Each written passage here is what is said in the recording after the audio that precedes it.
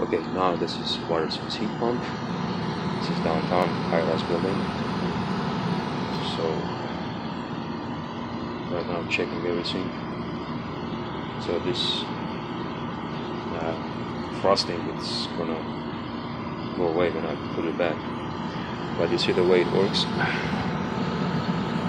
The cold water comes in, and then hot water goes. That's the way they take the heat out from these buildings. It's very basic.